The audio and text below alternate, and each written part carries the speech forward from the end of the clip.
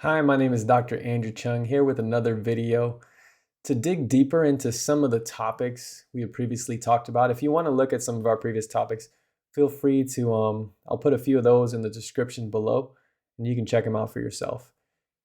My focus today will be on the origin of SARS-CoV-2, and we will be reviewing some of the US government documents together to see if we have any clues about where this pandemic may have started. Now, you may wonder, out of all the things to consider regarding the pandemic, why is the origin so important? Well, during this pandemic, we've lost many lives. It's likely that you listening today have lost a family member, maybe even a friend during the course of these 3 years or 2 years. And while heavy investment focused on searching for new treatment modalities and genetic technology for use as a vaccine, I really wonder why we haven't invested more time and money into finding out where this virus may have originated. It's almost as if it isn't a priority. You see, if we knew where the first one came from, we could potentially try to prevent another different pandemic. I'll show you in a future video that the goal doesn't seem to be prevention of the next pandemic, but rather vaccination for the next pandemic. So make sure you hit that subscribe button so you can see this content. So what are we told by the Chinese government and the US government along with the World Health Organization regarding origin?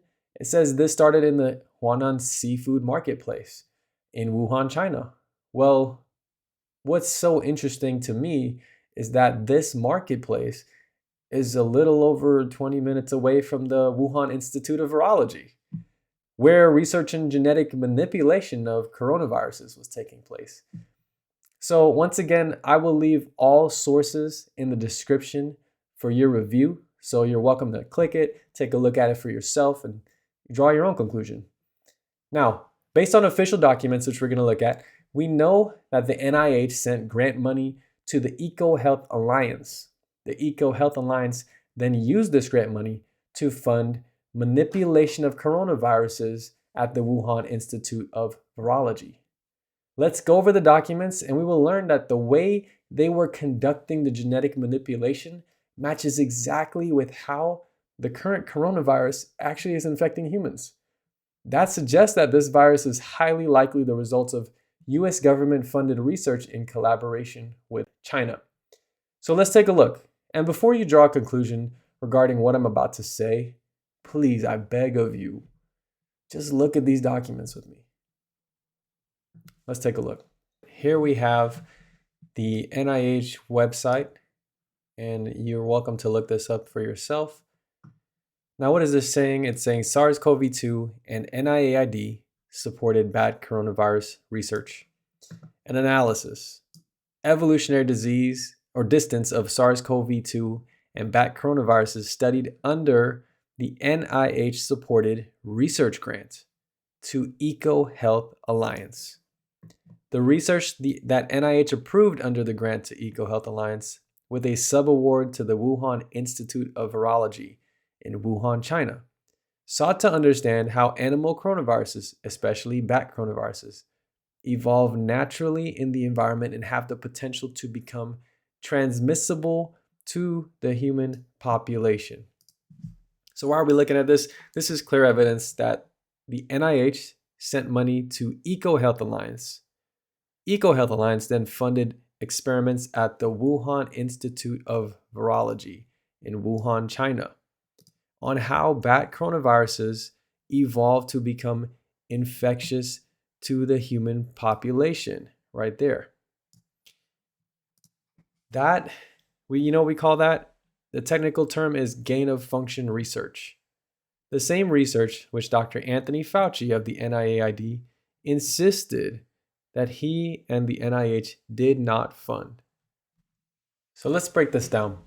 When you receive grant money from a government organization, you then have to file a report back to the government organization showing that what you were able to accomplish with that grant money. These documents are supposed to be made public, and thus we can access our next document, which is actually the report that the EcoHealth Alliance sent back to the NIH regarding the research that was done at the Wuhan Institute of Virology. So let's go ahead and take a look at it and see what we can discover. So let's start right here at where the source is coming from. It's the republicansoversight.house.gov. So this is a U.S. government, official government website.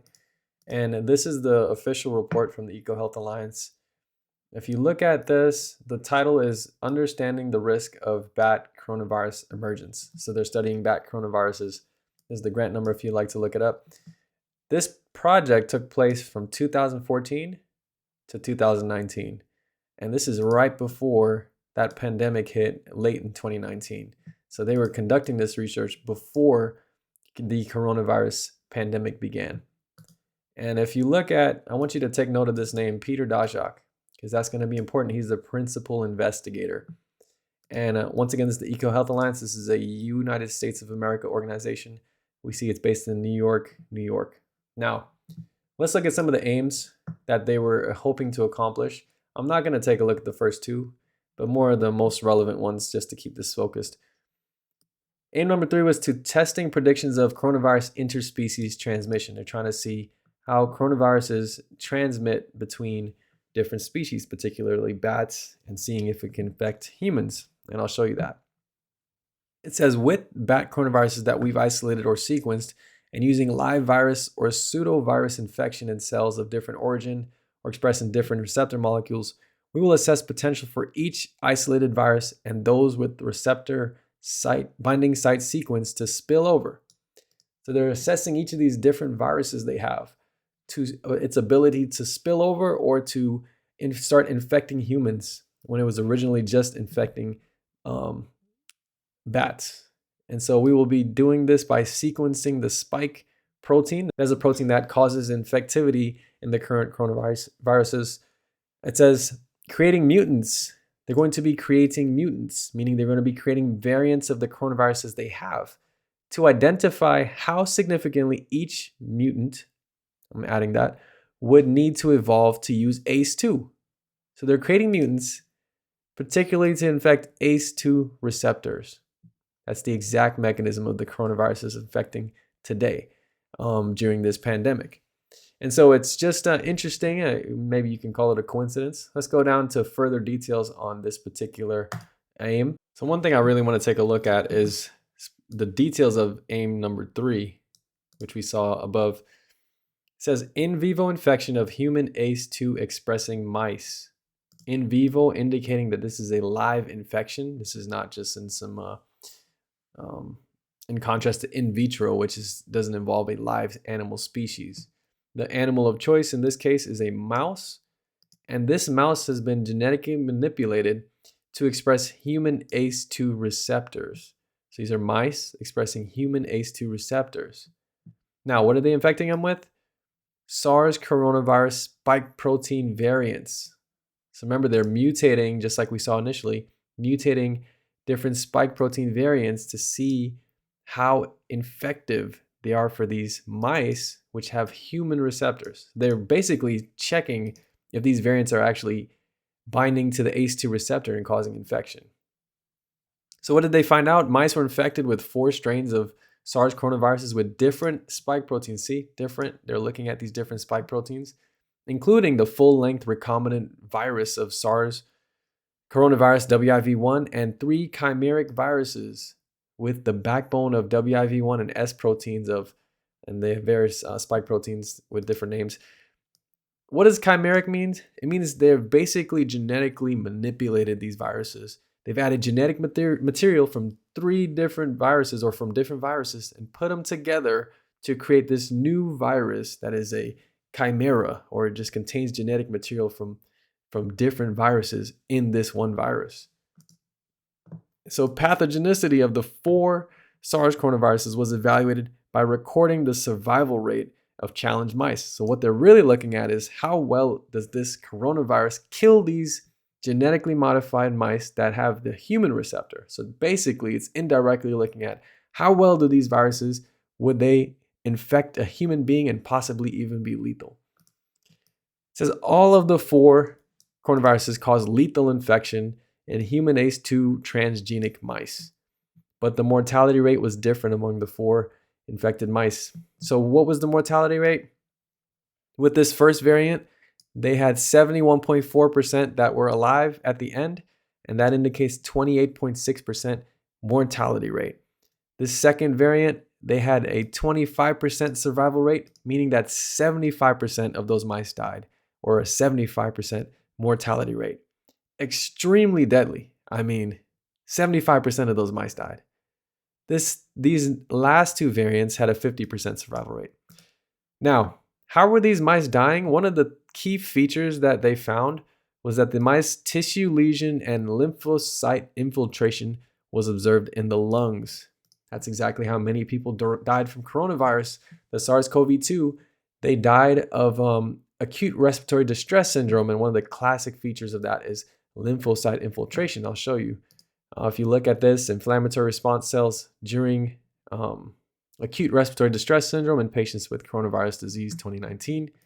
And this research study highlighted that acute respiratory distress syndrome, ARDS, one of the features they found was infiltration of the lung with lymphocytes or white blood cells.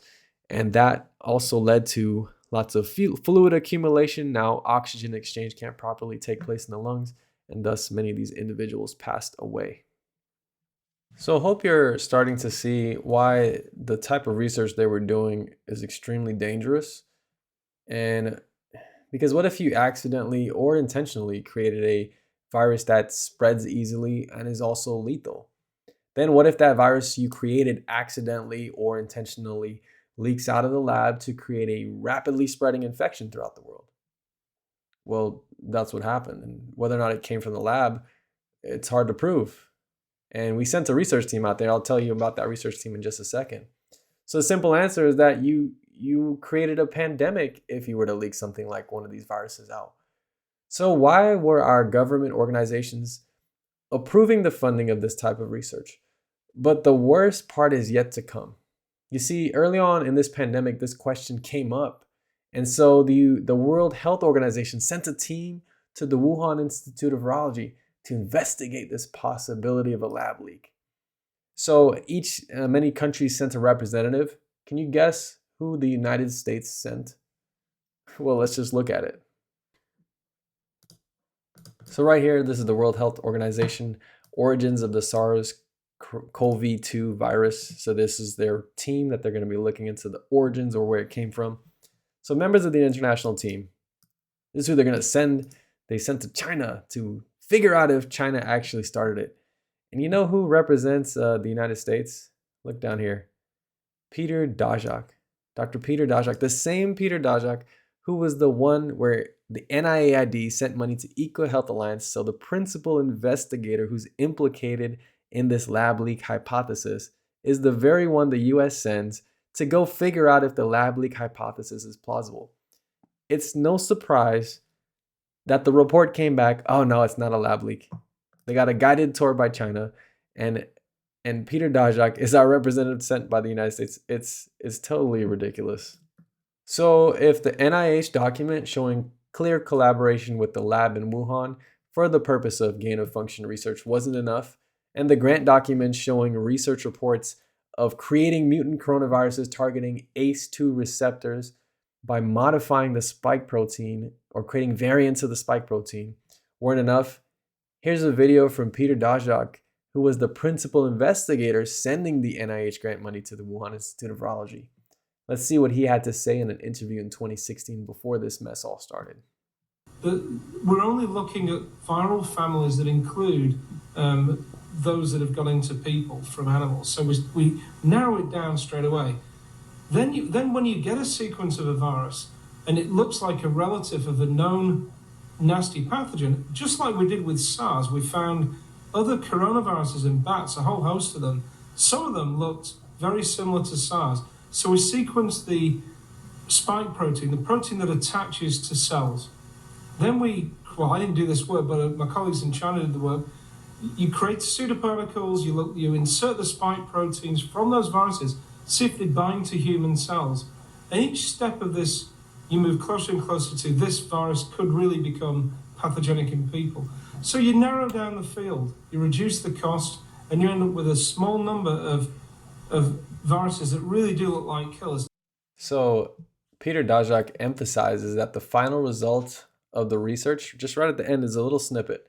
The final result of the research he's conducting in collaboration with China is that you end up with a small number of viruses that really do look like killers. And I'm quoting. Now, they really do look like killers. Well, they really did end up looking like killers. And if this truly is an NIH-funded pandemic, then when Anthony Fauci of the NIH warns of a next pandemic, you better prepare yourself for pandemic 2.0. And if you want to know how you can prepare, hit subscribe and we'll show you here what steps you can take to prepare your immune system for the next one. And maybe you still think this is all a coincidence, or maybe we are seeing a fulfillment of a quote I remember reading from one of my favorite books titled The Great Controversy. This is what it says in reference to Satan. It says, "While appearing to the children of men as a great physician who can heal all their maladies, he will bring disease and disaster until populous cities are reduced to ruin and desolation. Even now, he is at work." That's page 589. Maybe, just maybe, both the disease, SARS-CoV-2, and the proposed cure or cures themselves have the same author. Let me know your thoughts below. Nature created pandemic, lab created leak, or lab created plandemic? What do you think?